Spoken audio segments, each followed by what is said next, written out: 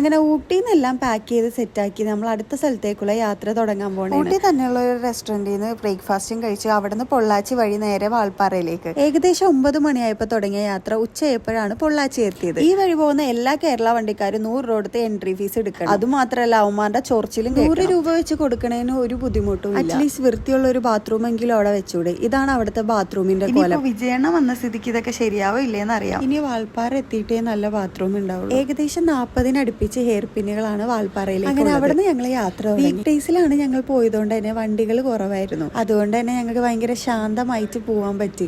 കുറച്ചങ്ങോട്ട് കയറിപ്പോയും കോടമഞ്ഞ് മുഖത്തടിക്കാൻ തുടങ്ങി. പിന്നെ വണ്ടി നിർത്തി ഞങ്ങളൊന്ന് മാഗി ഒക്കെ കഴിച്ചൊന്ന് റിഫ്രഷ് ആയി. നിങ്ങൾ കാറിൽ ക്യാമ്പ് ചെയ്യുമ്പോൾ സേഫ് ആണോ എന്ന് ചോദിച്ചിട്ടുണ്ടായിരുന്നു.